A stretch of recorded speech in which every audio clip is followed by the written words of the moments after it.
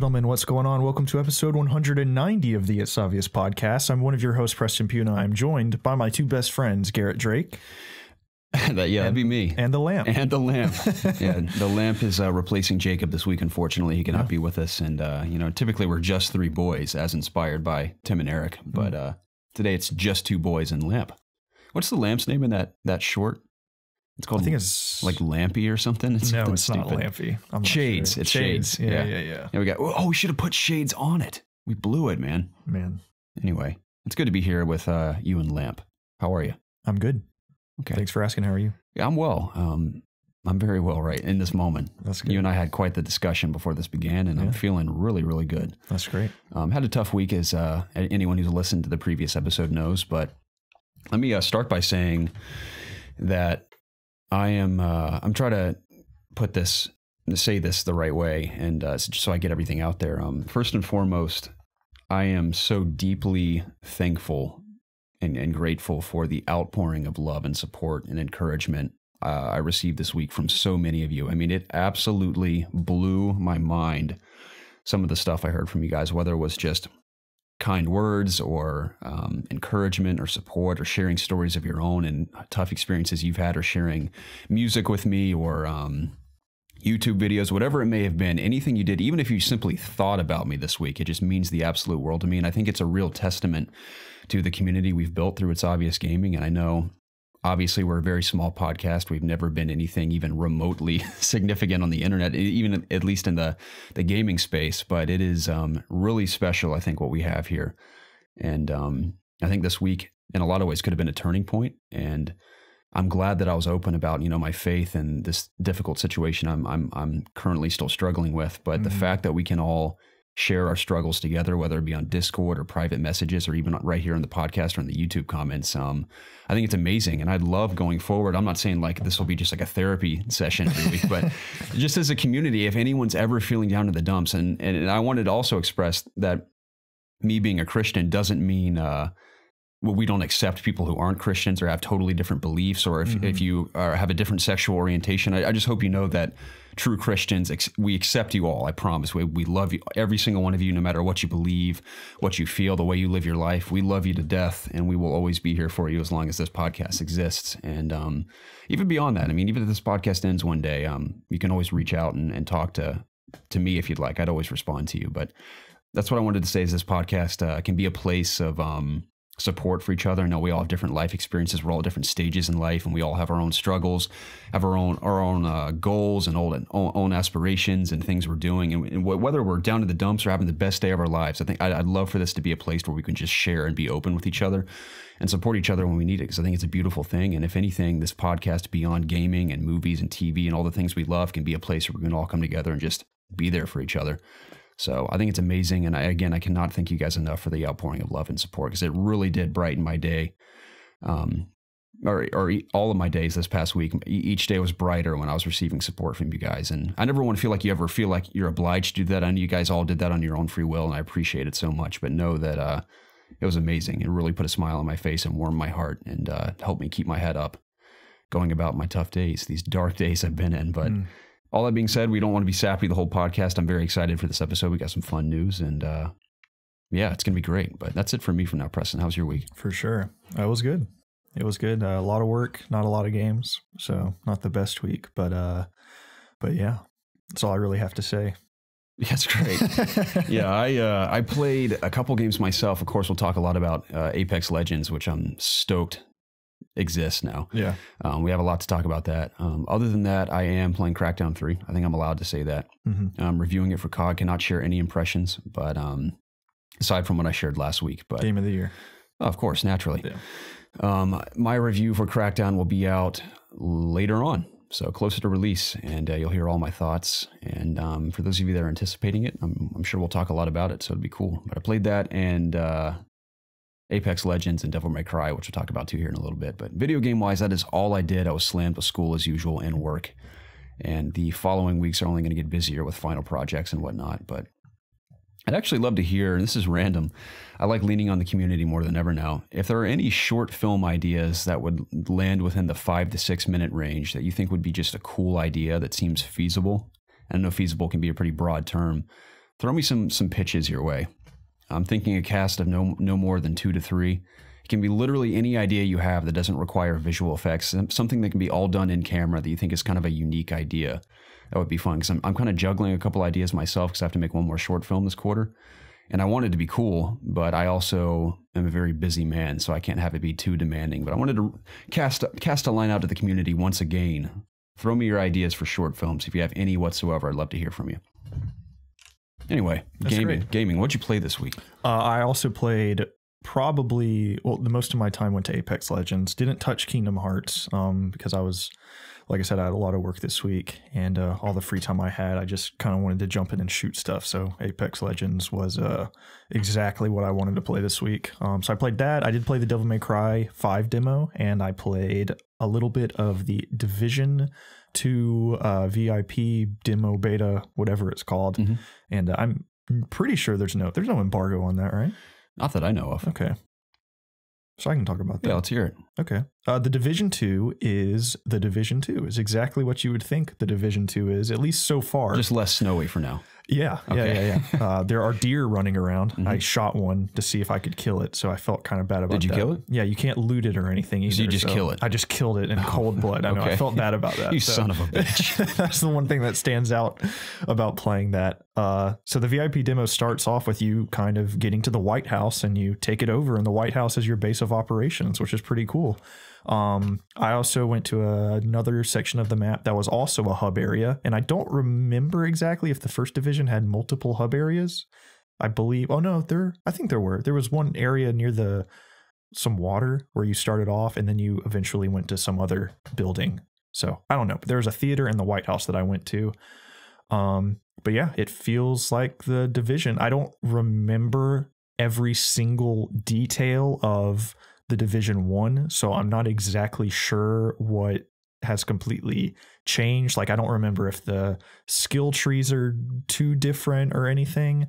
So it kind of just feels like the Division so far to me, but I'm fine with that. It's cool. I want more Division, and knowing the things I do know about the in-game content and raids and the differences in the Dark Zone, that's the stuff that really stands out to me. And of course, I didn't get to play that. I know eventually they will open up some in-game stuff, so I'm excited to play that to see the difference. It runs okay.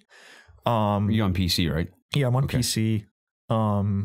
There's this weird thing, which granted I didn't mess with the settings too much, where the screen has a weird slowdown kind of when I move the camera around a lot, but the frame rate's steady, so I'm not exactly sure what's going on there, but it was still completely playable, and it looks nice. You can still shut the car doors. Yeah, I was gonna ask, more importantly, how many car doors did you shut? I did that a lot. I like when you attach to the back and you walk across the car, and I'll never forget that demo. The original demo obviously looks so beautiful, but what immediately attracted me to it was that animation where he closes the door. Yeah. I mean, Ubisoft always nails their animations for the most part. For sure. And I did one story mission. I'm not exactly sure what else there is to do. I had to stop last night. I had things to do. So I just played through one narrative mission, which took me through a hotel, I believe. Mm-hmm. And there was a boss at the end. The only different thing that I noticed, and I'm pretty sure this wasn't in the Division 1, there was a door that I had to, the final part of the mission, you had to destroy this barrier to get through. So you actually had to shoot at this door while there were people coming at you. Okay. So it was like a boss fight, but you just shoot a door instead of a person. But I had a turret out, so I was throwing a turret, and you can actually tell which enemy the turret should shoot at. So that might be different. And then I also had this ball that I put on the seeker ball, and it rolls around and you can tell it where to go. I don't remember if you could tell it where to go in the Division 1. I think you just put it down and it just goes wherever it wants to. But the guns feel great. Of course, I was on the same level as people. So there wasn't, I know people talk about the bullet sponginess of the Division 2, but besides the boss character, which he was completely decked out in like bomb gear, you know, a big dude. Everybody else took, just a few shots. It didn't feel super bullet spongy. But then again, I'm still on the same level, and there was a guy every now and then with armor on. Mm-hmm. So those were the only, and even then, just a headshot or two was fine. So I had a lot of fun. I'm really looking forward to getting into this game. Do you remember when the release date is? I think it's March. Okay. I'm pretty sure it's next month. I did not pre-order this game. I have no clue how I got into the beta. I just received an email and it was like, come play. I'm supposed to be working on video content for that for COG, so I got to jump into that soon. But I'm glad to hear that you're into it, because I've definitely had an interest since E3 or seeing it at E3, and I'd like to really get into Division 2, because I didn't give Division 1 much of a chance. I think, like I said, I made it like level 9 or 10 and gave up on it. But I'd like to try this one out. Yeah, we should. Do you have to do content for the VIP beta? I do. So okay. Well, how much longer does that last? Do you know? I hope I didn't miss my window. I know it's still on this weekend. Okay. Maybe I'll jump in tonight for a little bit. Okay. That'd be cool. I should be able to, if you want a partner to go through with. I would love that. That'd be great. I'd like to trade some beanies. Can you trade in that game? I can't remember. I don't remember. Okay, that'd be great though. Like, I'll trade you my red beanie for your checkered patterned one. Yeah. Because you know, I haven't seen any beanies. It's not cold. Yeah, because when you know when you're in the heat of combat, the primary goal should be to show off your style. I agree. That's something I hope they address in this game. I felt like in the first Division there wasn't, unless it was stuff you actually bought with real money, like microtransaction cosmetics, nothing really looked super interesting or cool, at least in the base game. I didn't play any of the expansions, so hopefully the really like elite gear looks super awesome, looks different than just the run of the if it has gear. A flare of orange in it, you know it's elite gear. Okay. At least that's from what I remember from Division 1. If you have like an orange stripe on your jacket, you're elite. I don't think I remember that. Okay, that's cool. But yeah, I enjoyed it. Then I played Devil May Cry 5, which you played merely minutes before we started this podcast. Correct. And I'm really digging it. The only history I have with Devil May Cry is I played almost all the way through 4. I got to halfway through 4 where you actually play as Dante and you kind of backtrack through everything you did as Nero, which is fun. I kind of just fell off of it because it seemed a little samey. And apparently that is one of the biggest complaints with Devil May Cry 4 is there is a lot of backtracking as different players, or as you playing as a different character. Yeah. So I think I got my fill of Devil May Cry 4 and I had a lot of fun from what I played with it, but I'm fully set on 5 now, so I'm probably not going to finish 4. But yeah, the demo's great. I love the soundtrack. I love just the quirkiness of the writing in terms of just Nero. He's so cool. Yeah. That scene from the demo where the ambulance just goes right through him and it rolls and he just walks out. Just stuff like that is just so freaking awesome. Yeah. So yeah, it's pretty much all I have running to say. on the RE really engine cool. You informed me of too. Yeah, that was a surprise. I did not know that until I started the demo. And I can tell, man, I know we've only seen Resident Evil in this game in the RE engine, but everything's looked really great so far in that engine. Just the faces. It's beautiful. The faces just look fantastic. So yeah, I'm excited to get into that. I also like the demo a lot. I pretty much echo everything you said. Of course, those animations are beautiful and soundtrack's awesome. And yeah, I'm a big fan of the quirkiness too. I think that's one of the major things that's drawing me to it. And I think it'll just be a really fun action game to play. And is that out this month too, or is it March? I'm not sure. Something tells me it's March. Probably. But yeah, it was awesome. I had my ass kicked in the boss fight because I was a little distracted at the time, but I can tell I'm going to love that so much. And I love how you mentioned too, it kind of feels like a callback to games where you could get hung up on a boss and ask your friends like, oh dude, how'd you beat this guy? Or March 8th. Okay. Yeah. And you feel pretty accomplished upon beating him. So yeah, I think it's gonna be a ton of fun. I'm excited. Great demo too. You should definitely play it. It's free for now. It is. You know what else is free? What's that? Apex Legends. Yes, it is. So we played quite a bit of that. Before we talk about it, let me read Nolan's question. Yeah. Nolan says, top of the morning, gents. So Respawn dropped Apex Legends and hit 10 million players within 48 hours. Did you guys play it? And what are your thoughts? We have indeed played it. I want to hear from you first, Preston. We played it and I like it. It's really I like cool. it a lot. I can already say from now it's my favorite Battle Royale game. I think the things that it's done differently, primarily, like I love the ping system. I think that is absolutely fantastic. Brilliant. Absolutely brilliant. It has to be in every game from now on. Yep. I love that you're able to communicate and it's so easy to do it with other people if you're playing with a random squad without having to put your mic headset on. Yeah. That's fantastic. Of course, it runs insanely well. It does. Runs so good. It feels great. Yeah, mechanically, I mean, like we've said this 1,000 times, Respawn has nailed first-person mechanics. I mean, they feel it's like the most buttery smooth. Think about the shooter I've ever played. These are the people that made, you know, the Modern Warfare 2, Titanfall 1, 2. I mean, their lineage is just incredible FPSs. And that was one of the best parts about it is just the sliding too. How good the sliding feels. Sliding down a hill is freaking awesome. Man, I don't even need the wall running after getting used to the sliding and running around. It just feels great. It's so fast. Just especially once you holster your weapon, you're just hauling butt. It's having the bugs, man, on keyboard and mouse especially. My goodness, it feels amazing. Yeah. I love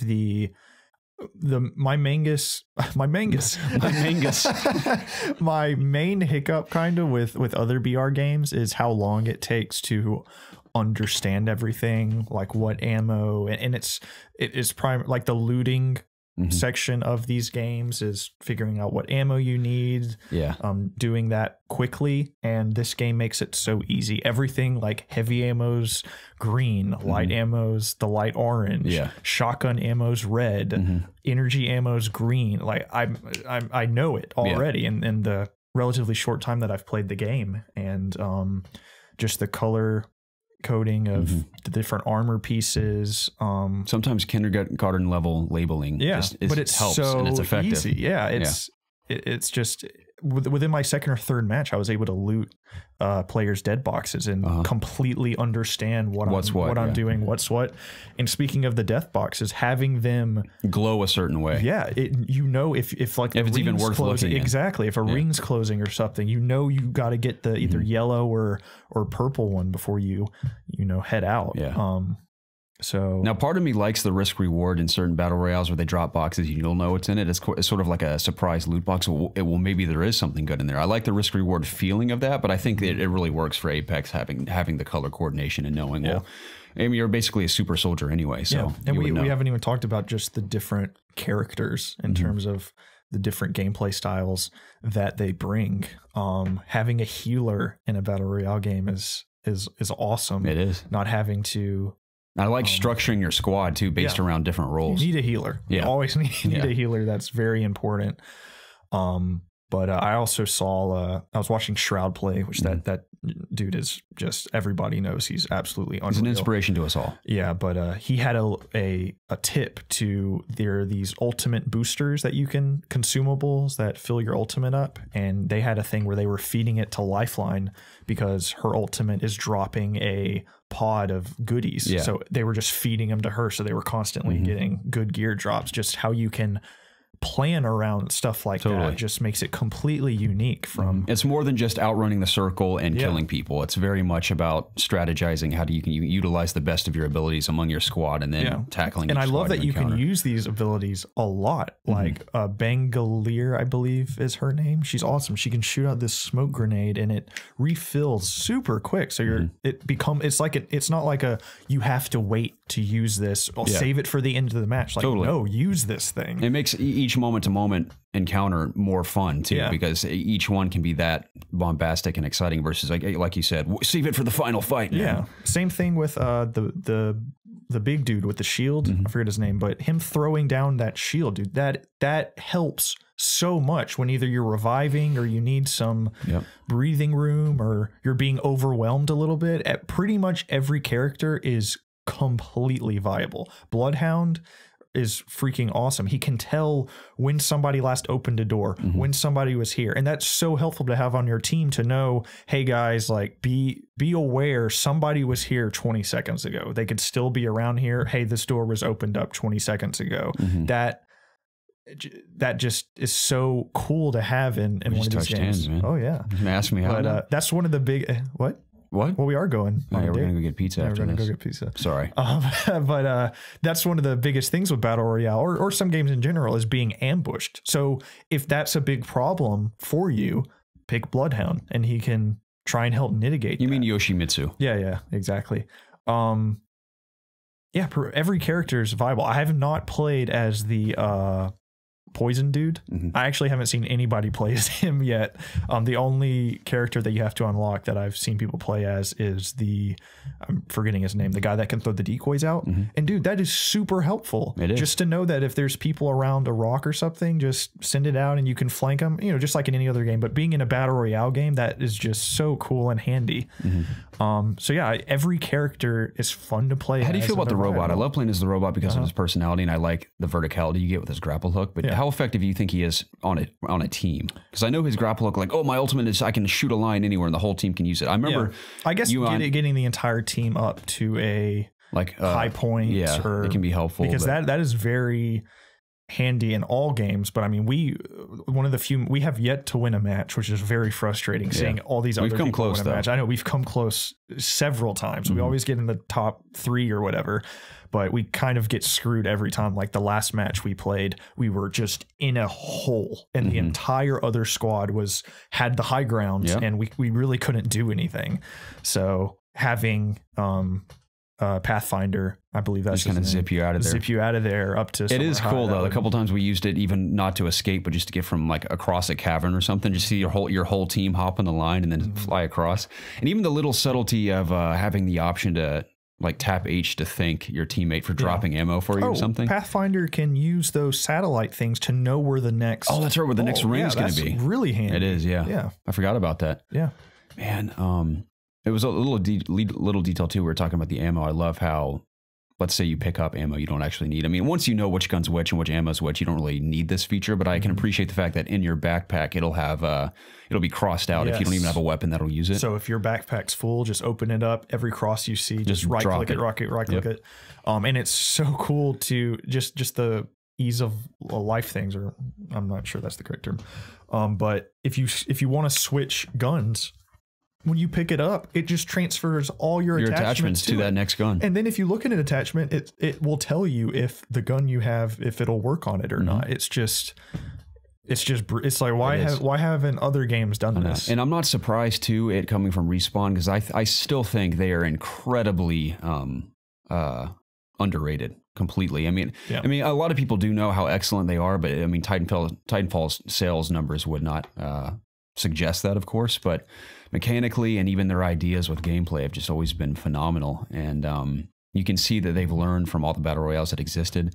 And have they mentioned exactly how long they were working on this? I heard something say 2 years. Okay. Because I think they're hitting at the right time. Now, of course, they're, we have Blackout, we have Fortnite, we have PUBG, Paladins, whatever those other couple battle royales that exist. I think this, although yes, it is a shooter and it's sort of a mix of Overwatch, I think it is like striking the perfect storm right now in the midst of battle royale. Whereas Blackout is as great as Blackout is. I think this completely trumps Blackout as far as gameplay. Polished as Blackout, but far more dynamic, arguably. And has just all these different characters that do things. Not to say Blackout's not fun, but this has just as much stuff as Blackout, but it's free.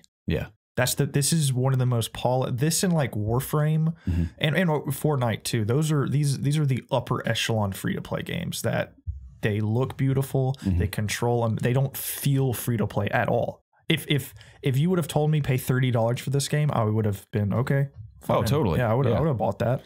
And I'm even inspired. I don't know when I'm gonna do it to actually invest in some of the microtransactions, because some of the skins for these weapons are so awesome. Oh, I'm doing once they come out with the battle pass thing. I'm totally buying that. Oh, 100%. Because I am blown away at just the design of some, even the weapon skins alone, how cool they are. And I just Respawn, man. I'm so happy for them that the game is already seeing a lot of success. I mean, I'm sure that 10 million player base is going to grow, and they've already hit 1 million concurrent. And I know Vince had a lot to say in this article I grabbed, but I won't read through it. But they're just excited. I'm happy for them. I'm sure EA's happy about the numbers too. Yeah, it's cool. I know all the big streamers were partners of Apex when the game first came out, but even Ninja, I saw this on Twitter. The title of his last stream was, "This is not sponsored anymore. I'm just playing it because it's so much fun." Right. That was like the title. So it's really cool to see. And there is a little bit of I have seen some people claiming, "Oh, y'all are just paid to say that," and I do see where they're it is a little difficult where 1 week you're being paid to play this game and you're saying, this is freaking awesome, dude. Yeah. But you're still being paid to play it. Yeah. So there's this weird thing of like, no, it actually is cool. I swear I'm not being paid to say that. Yeah, as a streamer, I bet it is a good feeling to not only get paid to say that, but actually get to mean it when you say it. It's cool. Yeah.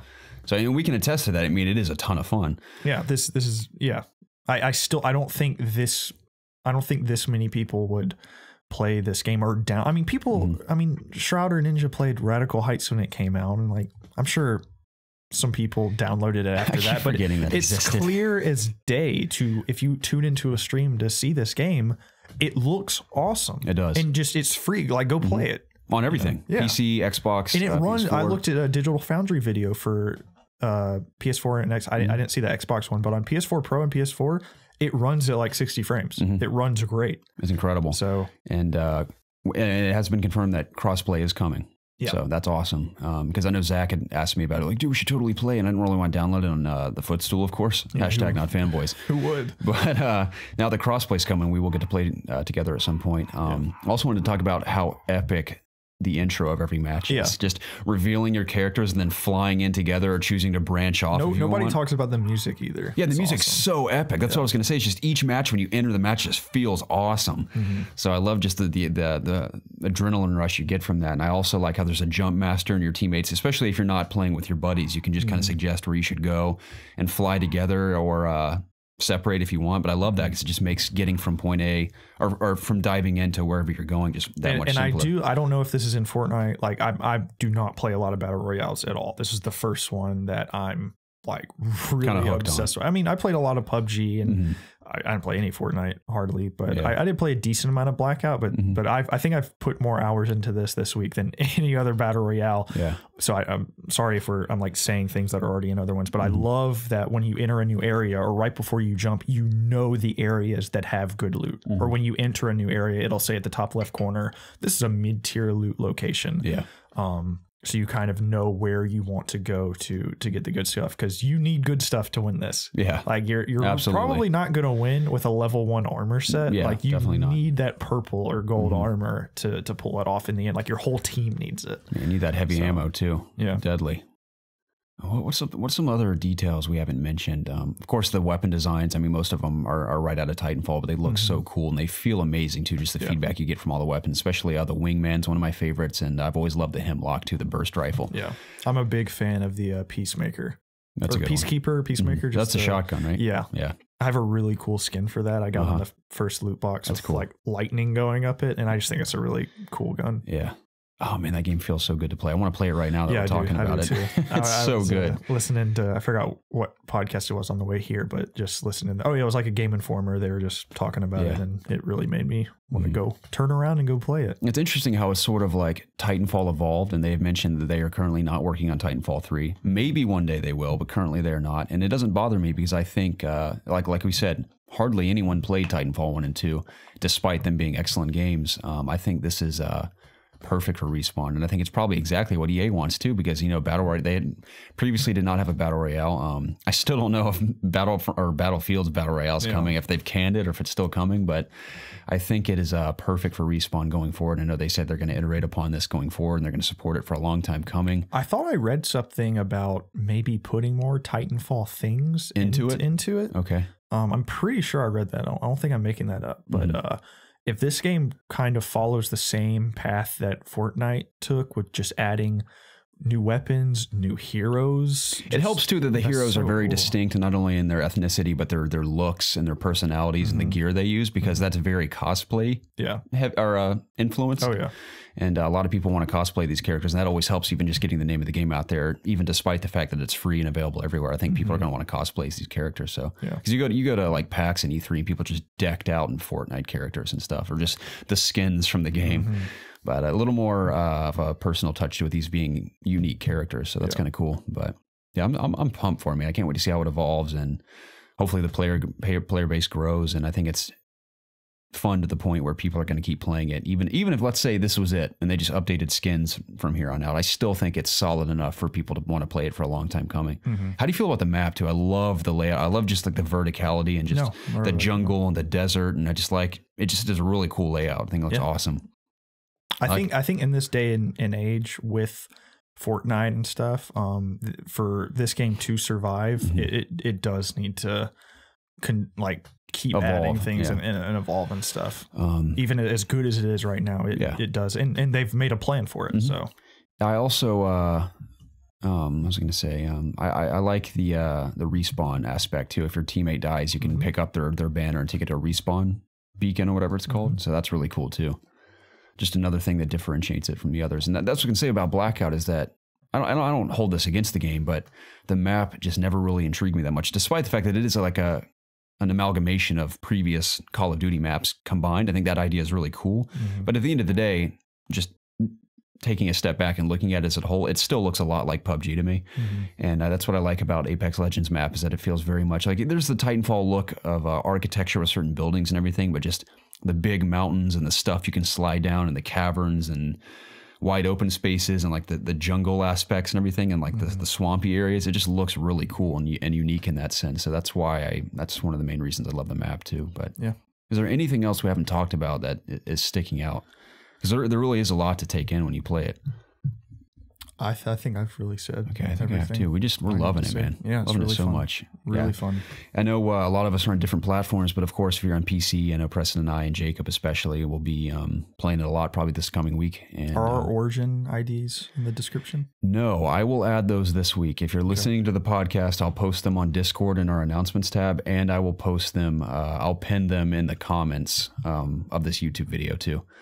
So if you're not out there on Discord or YouTube, now's a great time to do so. Just swing by the YouTube channel and check that out if you want. But I'll post our Origin stuff this week so you guys can have that and we can team up on PC. And regardless, I was going to say cross-platform is coming, or cross-play. So in the future, we can all play together regardless. So it'll be cool. For sure. Yeah, man. Apex Legends, killing it. Very cool. So cool. I guess we can jump into the news now. Yeah, man. This is the It's Obvious podcast, the show where my normally two best friends and I get together every single week to discuss. It is your two best friends. It me is, and Lamp. Shades is here. Get together every week to discuss video games. Obviously, you can find all of our content, including the video version of this podcast, over at youtube.com/ItsObviousGaming. If YouTube isn't good for you, or you'd like to take us on the go, you can find this podcast weekly on Spotify, Google Play, Audio Boom, Apple Podcasts, and other podcasting services. Please check the description down below for links to our social media pages, our Discord channel, PSN community, PSN names. Hopefully soon our Origin names, pretty much anything you would ever need to get in contact with us. And if you haven't done so already, please subscribe to the channel down below and be sure to like and comment as well to get involved with the It's Obvious community. Doing so helps us out tremendously, and we would forever be in your debt. With all that out of the way, hey man, what's the news? Always love that dramatic pause. Activision Blizzard is reportedly announcing hundreds of layoffs on Tuesday. That is pretty man, Apex Legends killed him, right? Yeah. That's why. I wanted to ask this before I move into the story. Pause for 1 second. How do you think Apex Legends is going to affect the sales of Anthem? Anthem? Yeah. Because I know obviously no one's buying Apex Legends, but think about how much people are enjoying it, and people that, I mean, I know Anthem is obviously a very different game, but I almost feel like people are just going like, I'm having so much fun with Apex. I'm going to just hold off on Anthem for now, and maybe I'll get to it later. I'm holding off on Anthem just to kind of see how it is. As am I. Yeah. So even though, I mean, I had fun with the beta, I just kind of want to see how it rolls out and everything. But I don't know. I think they're completely, as you said, completely different games, and different players are looking for different experiences with both games. So I wouldn't think it would affect it too much. I think if you know that you want Anthem and that's the type of game that you want, I wouldn't imagine Apex Legends keeping you from getting it. Yeah. Now, from EA's perspective, I'm sure they really couldn't care less, because at the end of the day, Apex is being very successful. I assume Anthem will be at the very least moderately successful. But from BioWare's standpoint, it would be just such a shame if Apex completely overshadowed the launch of Anthem. And they kind of like screwed them in that front, because I'd hate for I don't know if BioWare will go under or not. Let's say worst case scenario, Anthem sells horribly and it reviews poorly. nobody's happy with it. Mm-hmm. Would that be the end of BioWare, you think? Or do you think where would they go from there? I mean, could EA possibly dump another studio at this point? I don't know. Man, because I know they're already in pre-production for Dragon Age.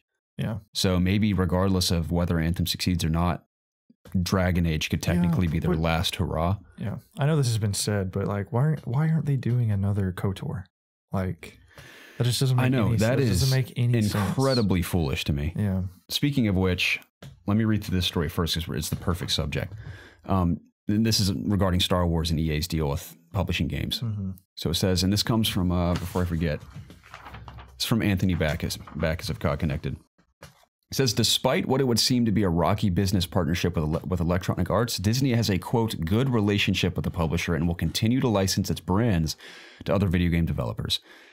This is a quote as well. It says, we're good at making movies and television shows and theme parks and cruise ships and the like. We've just never managed to demonstrate much skill on the publishing side of games. That's from Bob Iger. And he says, replying to a question about whether the company has any desire to self-publish games.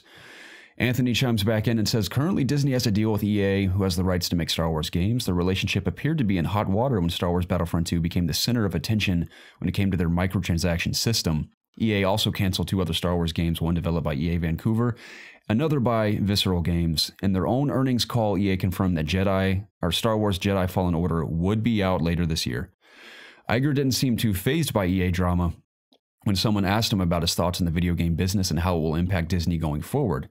And Bob says, we're obviously mindful of the size of that business. Over the years, as you know, we've tried our hand at self-publishing. We've bought companies, we've sold companies, we've bought developers, we've closed developers, and we've found over the years that we haven't been particularly good at self-publishing.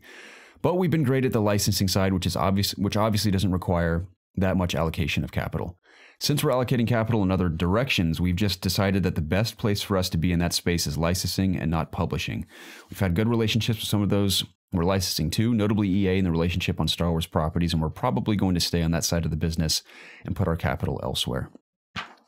So it's interesting that Disney just doesn't even seem concerned with the fact that EA is, in many ways, dropped the ball with the Star Wars property. Mm-hmm. Not only Battlefront 1 and 2, despite that they're graphically beautiful and mechanically sound, overall they're just not that interesting. And like we just mentioned, that KOTOR needs to happen. A reboot of that, I think, is absolutely necessary. Now, I can see why, with the existence of Old Republic, why they wouldn't want to take that step. I know Old Republic's in an MMO, but in many ways, people could substitute a KOTOR for Old Republic if they really wanted to. I mean, I know I did that for a while with Zach when we played it, and I had a good time with it, but if only instead of working on the next Dragon Age, maybe do a KOTOR instead. I mean, why would you not capitalize off the fact that you have Star Wars in the palm of your hands? Yeah. But I know they're banking a lot on Jedi Fallen Order, and the fact that it is coming from Respawn, I have a lot of confidence in it. But I just found it so interesting that Iger just isn't that concerned about the gaming front. Knowing how savvy he is with movies and TV and, like you said, cruise ships and theme parks. I mean, he is Disney was already gargantuan, but he's turned them into like the company that basically runs the entire planet. And you'd think that with that much power, the power of the sun and the palm of my hand. That's basically him. He's basically Doc Ock. He's basically Thanos.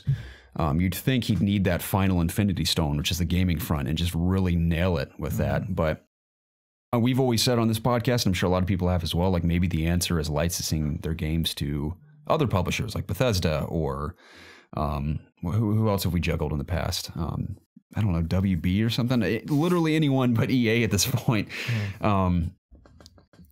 I don't know. That's all I really have to say. I thought it was interesting to share that because Bob Iger just doesn't seem that concerned with the fact that everyone's pretty dissatisfied with EA. I mean, if it financially suits them, then yeah. I mean, oh well. I don't care. I mean, as a consumer, it kind of sucks because I'd like to see what other people could do with Star Wars, but I'm just at this point, I'm keeping my fingers crossed that Jedi Fallen Order is the Jedi game we've all been waiting for forever. Yeah, has so much potential. Yeah. So interesting tale though. It's interesting. Back to Activision Blizzard. It says that they have they're announcing hundreds of layoffs on Tuesday due to, quote, a part of restructuring aimed at centralizing functions and boosting profit.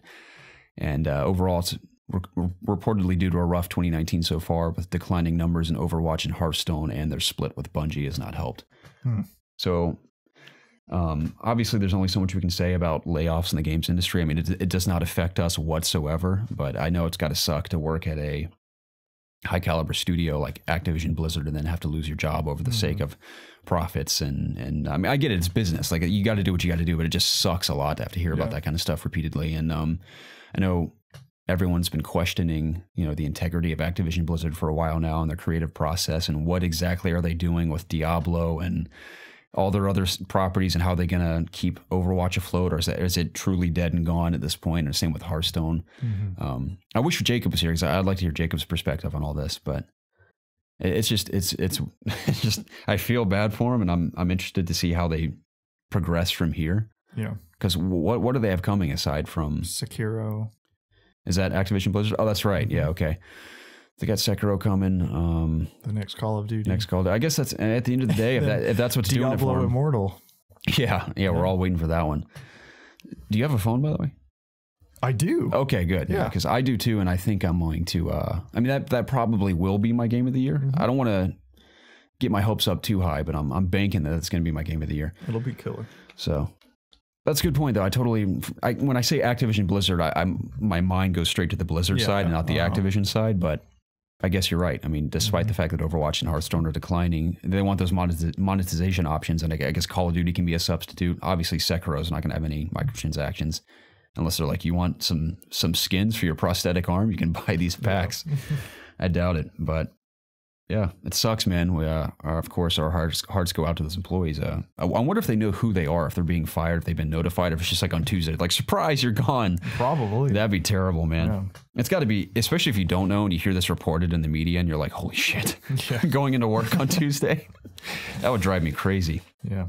But sad times. And better news, former Telltale game developers have created a new studio called Ad Hoc, with the goal of creating more narrative-focused games. Although the studio hasn't revealed any information on their first project, the team is strongly hinting it will be an interactive live-action experience. Wow. It comes from Tyler McDonald of Caught Connected. So basically bend or snatch from former Telltale developers. So let's say narrative focused with a live action spin. I could see as a game studio that could be kind of cool because I imagine Quantum Realm, like filming scenes for Quantum Realm, but you're choosing decisions. Imagine Quantum Break, yeah. Where am I getting that from? I don't know. Oh, Quantum Realm from Ant-Man. Oh, okay. Literally last night I watched a video on like theories about the Quantum Realm going into Infinity War. Oh, okay. But yeah, Quantum Break. I guess in a lot of ways it kind of be like Until Dawn, but instead of just performance capture, it's actual actors doing this. I guess it'd be kind of fun. It's different. Not many people are doing that consistently. So besides Super Seducer. Yeah. I bet that was the main inspiration. I wouldn't be surprised if he's actually the director of this new studio. Yeah. In fact, if they want to succeed, I'd suggest hiring the guy. Yeah, to be the studio head. Yeah.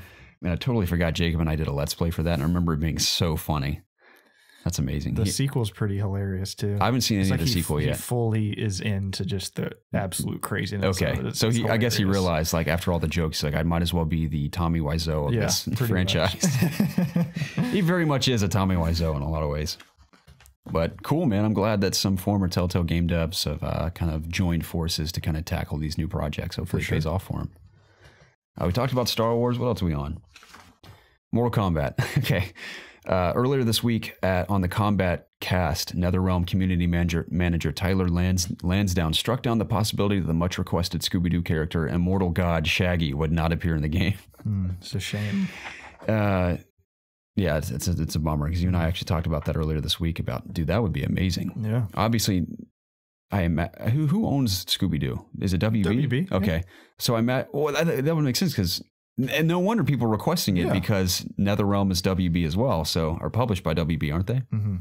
So I think even if that wasn't the case, people would still be asking for this. Oh, of course. The meme. I can see why it seemed somewhat realistic because of that, but I can see why WB is like, well, we can't have this classic character being split in half and his spine ripped out. We're making jokes like, what if he had Scooby snacks for his fatality and like threw a Scooby snack on Scorpion and Scooby comes in and like bites Scorpion's head off or something? It'd be amazing. But I think it's so funny how these memes of Shaggy have popped up. I think due in part to the fact that the Scooby-Doo movies had been added to Netflix not too long ago. And I watched them not too long ago. And of course they're terrible, but at the same time, I love them so much for how bad they are. Mm-hmm. And Shaggy in particular is one of the best parts of those movies. And just to see these memes that have been popping up about Shaggy have been some of the funniest things I've seen the past couple of weeks. But yeah. I'm sure that meme's very quickly dying, but I just thought it was a funny story. But it is funny. Unfortunately, he will not be in the game. Tons of signatures. I think it had 500,000 signatures. That is impressive. Yeah, the internet is a horrible but fascinating place. Great place. It is. I've seen a lot more good. I mean, I've been off social media, but some of the stuff you've sent me has been great this week. So anyway, Days Gone's Kombat trailer came out. Did you check it out? I didn't even know. Okay. Yeah. I guess it wasn't promoted heavily, but it was similar to the one that was before which was the motorcycle trailer. This was the Kombat trailer. You watched this one? I did. How's it shaping up for you? I think it looks pretty cool. Just like I talked about with the previous trailer. I think we'd even talked about it last week. I think the game is looking very cool. It sounds cool. There's yet to be anything that really, really blows my mind about it, but I think at the end of the day, it's just going to be a really cool open world survival action game. And they talk about the freakers and the different types of freakers you'll encounter and how you can combat them differently and how they'll attack you differently. Mm-hmm. They talked about stealth, which is no surprise there. They talked about different weapons, and I think you can buy and repair gear and go to vendors and upgrade your weapons and stuff. Talked about the wild too, like wolves and like these mutated bears will chase after you and attack you too. That's scary. Yeah. So it's awesome. I think it looks really cool, and I hope that Sony Bend Studio nails it with this game, because I am, of course, not a fanboy, but I'm definitely playing this. So yeah, looks freaking cool, man. I keep forgetting I have this Band-Aid on my back. I had 2 moles cut off yesterday. Oh God. Yep. Went for my annual mole checkup because I got a lot of them. Could probably set a record for the amount of moles I have. Okay. And cut off 2 of them. Wow. Like cut? Yeah. They numb you with a little needle, and then they slice them off. Wow. I don't think I've ever had a mole. Yeah, so they send them off for a biopsy, and they get back the results. And the previous one I had cut off wasn't cancerous, but something was up with it, and I had to go back, and they have to literally dig out like several layers of your skin to make sure the mole's completely gone. Hurt? It didn't. They numbed me, but it was a gnarly. I think I still have the scar. It was a gnarly scar for a long time. But yeah, I had 2 removed. We'll see if these ones are okay. Wow. So I'm going to look like Swiss cheese at the end of my life. I've got all these moles dug out of me. Now, before we get to the community questions, there was some Game Informer coverage of the Outer Worlds. Mm-hmm. Did you watch any of that? I haven't seen the rapid fire questions yet. Okay. I have not seen that one yet either. I just did read a story about people's, I think we talked about this a little bit a few weeks ago, but just people's perception of what this game is going to be, people hyping it up in their head. And I think it's really cool that they're coming out as soon as possible, putting a lot of these crazy things or these crazy aspirations that people think this game has to rest. Mm-hmm. Like the people thinking this is a massive open world game with different star systems to go to, or how it's just not really an open world game, and how it's probably more of a 20 to 40 hour experience that's meant to be replayed, taking different options, different styles of play, either using dialogue to get past things or combat or stealth. It can vary. I believe in one of the interviews I saw, he said the first area they've had play testers beat it in 45 minutes, and some play testers take up to 3 to 4 hours to get past that area. So, but it's very much a Obsidian game, which obviously I'm very excited about. But I thought everything I've read so far is got me extremely hyped, and I'm completely fine. I would much rather have a 40 hour RPG that has all the systems it has in it completely fleshed out, has different ways to replay than just a 100-hour RPG with a ton of fluff, and it doesn't really focus on one particular thing and makes it, really great. So I'm very excited to play this game. You have me excited. I think everything you just told me sounds great. I'm going to watch those rapid questions, though, because I think Game Informer does those the best. Yeah, those are really cool. And those are always really informative and entertaining. So I'm going to check that out. Thanks for sharing. Yeah, man, no problem. But that does indeed bring us to community questions. As you've heard us say a million times, our favorite segment of the podcast, because we can connect with you directly, and your continued support of this podcast by submitting questions week in and week out has just been so humbling and so wonderful. We love hearing from you guys, and please keep them coming. Again, I'm not going to promise Ask IOG unless I can deliver on it from here on out. So that being said, if you guys want your questions read on this show, you can email us in one of three places. Not email us, you can reach us in one of three places. You can email us at ItsObviousGaming@gmail.com. You can tweet at us at obvious_gaming or submit your questions in the Ask IOG section of our Discord channel. Now, all that information to access us in all of those places are found in the description of every single YouTube video, on our YouTube channel, of course, and on all the podcasting services. You can find that information in the info tabs. So we encourage you to reach out like Fireseed did. He writes in and says, "Hello, you three handsome gentlemen. Big fan all the way from the UK, so here goes my question. Gaming for me over the last year has become more than just a hobby. I have suffered with crippling anxiety after my mother died last year.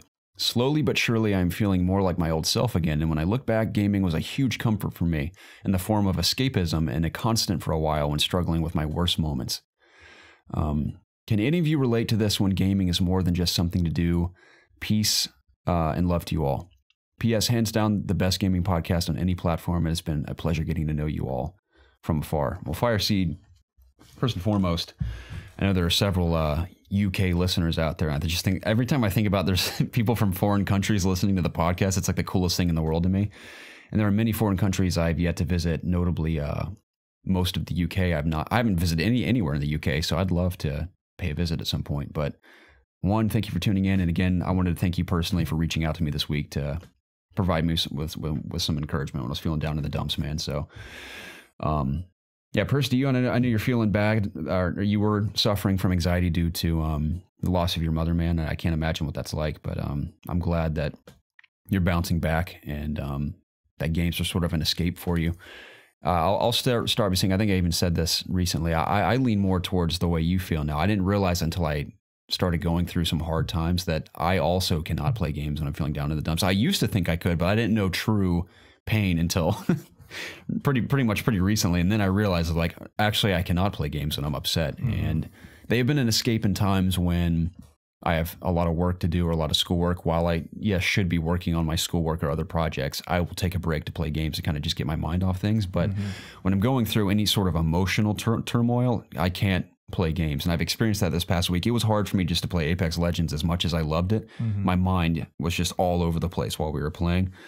And that's why we lost. Exactly.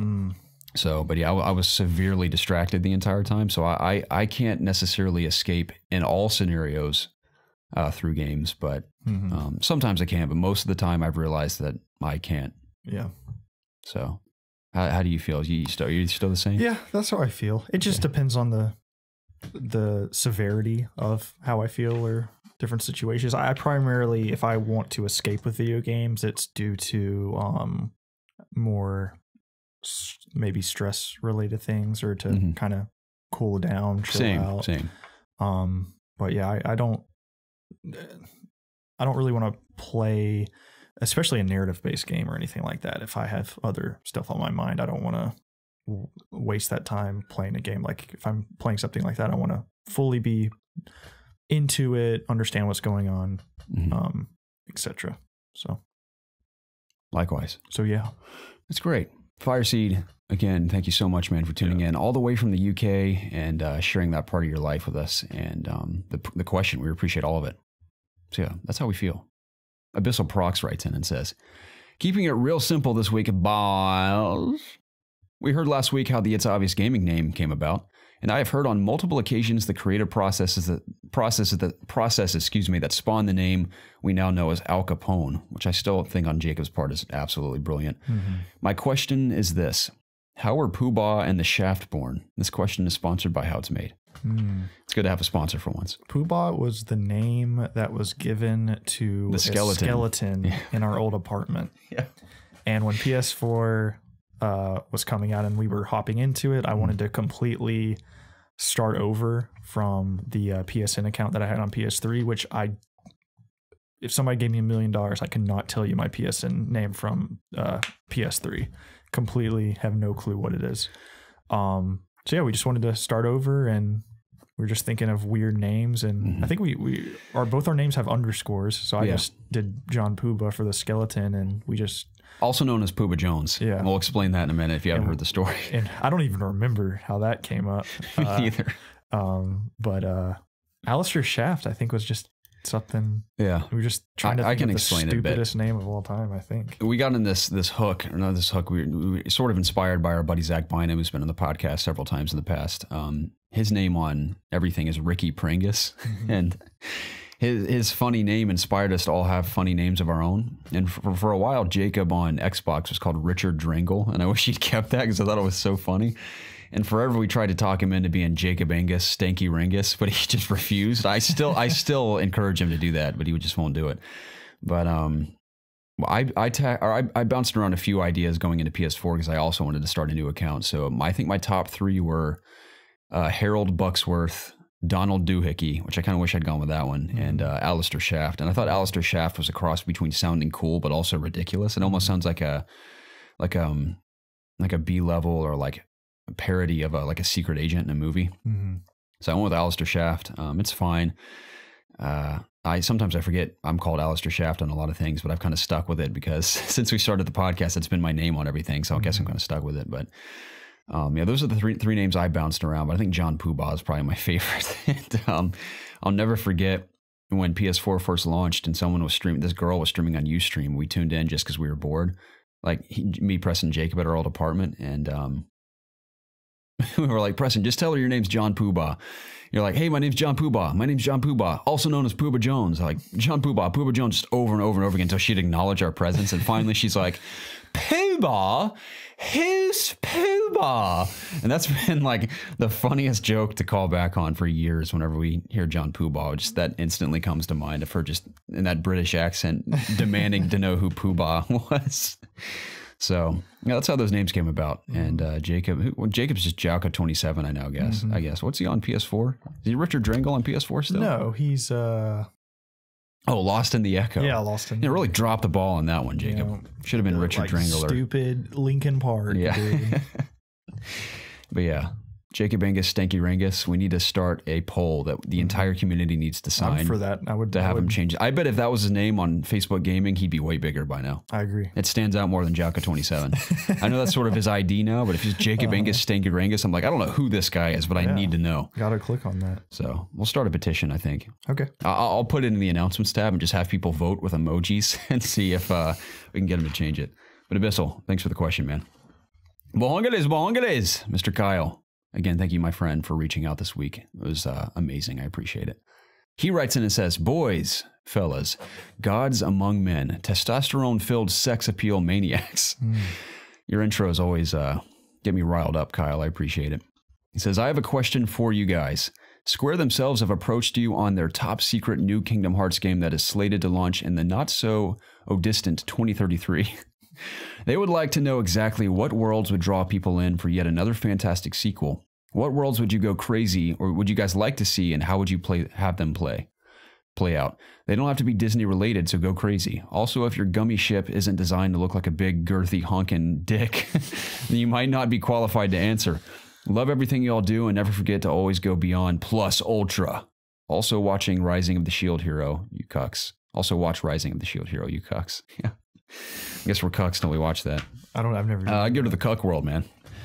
Okay, any worlds. It doesn't have to be Disney related. All right, we already should get out of the way. We're probably already going to say something Marvel related or Star Wars related, so those are boring. Okay, let's get those out of here. They are out of sight, out of mind. Everything else. Yeah.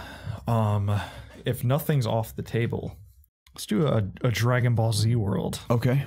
That would be awesome. That would be cool. Have this... Sora can go Super Saiyan. Yeah. Yeah, that would be one of his forms from the Dragon Ball Z Keyblade. And his weapon would be inspired by Trunks' sword.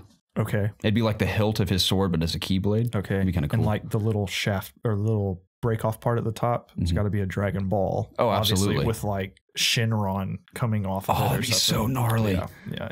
Oh, man. Oh, or the hilt where the keychain obviously would have to be a Dragon Ball. And Sora would wear, Donald would wear armor like Vegeta's, like his original armor, because it's his colors. Well, no, Donald is more of is a mage, so I could kind of see him in the Namekian purple gear, and with Donald or with Goofy being the knight, I could see him in like Vegeta's gear, in Vegeta's armor or the Saiyan armor. And then the classic Saiyan armor with like the underwear. And now what would Sora rock? Sora has to rock the I'm thinking orange like a key. Krillin suit or something. Well, yeah, just the like Goku's clothes. Goku's clothes. Yeah, it's got to rock that. Oh man, that'd be so cool. It'd be super cool. Now that I'm thinking about it, it actually sounds awesome. So yeah, that'd be a world for sure. Dude, it makes perfect sense. The first form could be Super Saiyan with the Keyblade doing something, and then the second form could be like Super Saiyan 3. Totally. And then the finisher, which I want to see. Have you played it yet? Not yet. So when you finish a form, you do like an ultimate attack. And like of a course spirit it would bomb? be like a spirit bomb or something. Yeah, it makes too much sense to Can you just imagine Donald trying to go Super Saiyan? The noises he would make? Yeah. That's what I need to see. That or just Goofy like, Gorsh! Gorsh! Yeah, going Super Saiyan Goofy. His ears standing straight up. Has anybody ever said that on Earth? Super Saiyan Goofy? Super Saiyan Goofy. That should be the name of this episode. Yeah, that'd be great. Yeah, that's perfect. Yeah, Dragon Ball Z would be cool. Dude, so many cool like Frieza Heartless or whatever. Yeah, it writes itself. It does. That's brilliant. What about like a Batman world? That'd be cool. How could that be interesting? Because Batman's just like a detective, and his world's very grounded, so maybe that wouldn't work. Because I just imagine it being not totally dissimilar to Halloween Town as far as aesthetic. So we'll skip that one. Okay. Dragon Ball Z is huge, though. That's really big. Just look at the wall. I know. Look at the walls. Look at the walls. Assassin's Creed 4 Black Flag, dude. Be like Pirates of the Caribbean. Oh yeah. Let's do a Zelda Kingdom Hearts crossover. That is brilliant. You're killing it. That is brilliant. Yeah. Okay. Master Sword Keyblade. Naturally.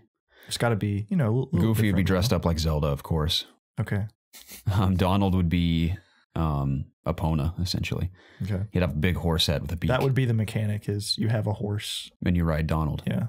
Okay. And there'd be like an archery thing going on while you're on the horse. Big set piece moments. Of course. Out in Sora would be dressed Field. a lot like Link, naturally. Yeah. Now, would this be Breath of the Wild Link, or would it be classic Link from, like, say, Ocarina of Time? It seems like they're probably going more in the art direction, more Breath of the Wild. Okay. Is what I would guess. So hints of blue then for Sora. Okay. With his warrior's gown or whatever it's called. Champion's gown, yeah.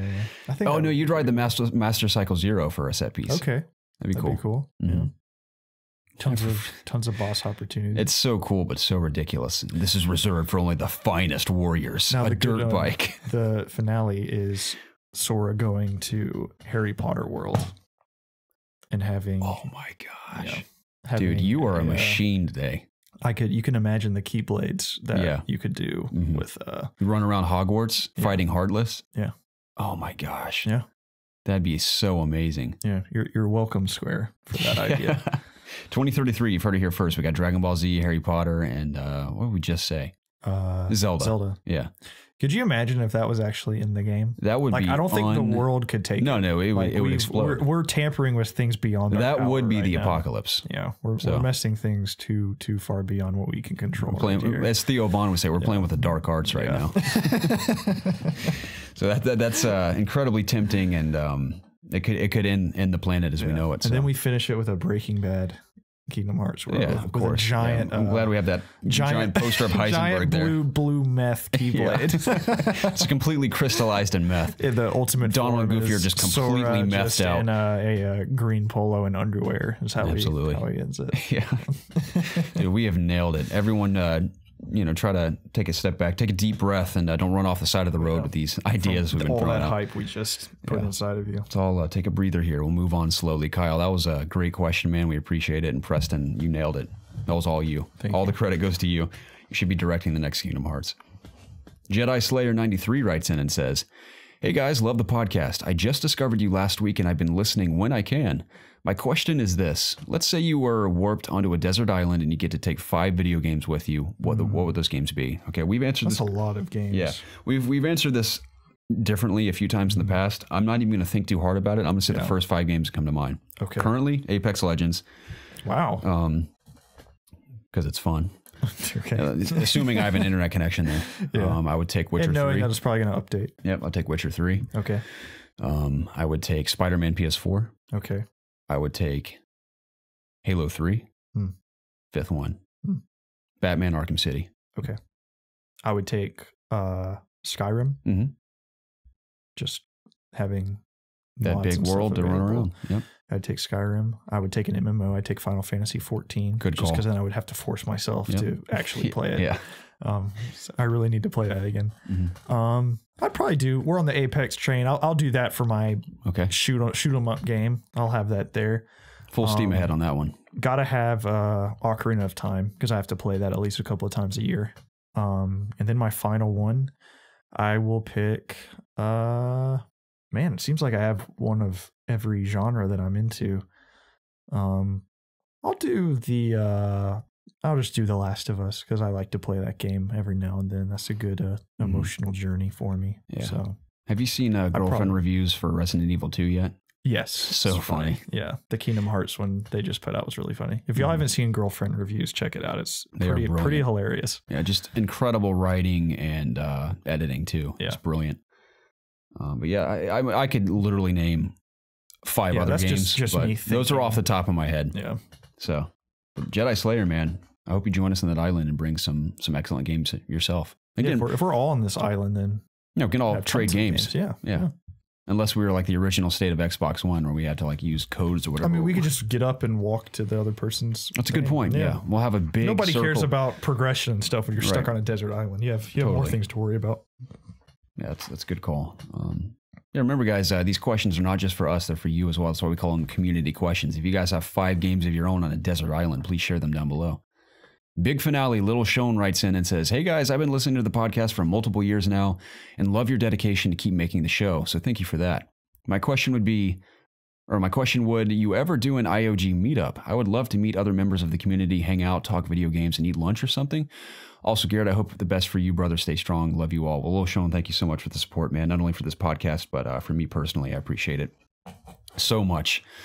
IOG meetups. We almost met with a community member once before at Taco Bell, but it didn't work out because our schedule and just the distance was too tough. But yeah, I don't know where the best place would be for that. I don't know how many of you intend on going to E3 this year, because I'm fairly certain I'll be attending this year.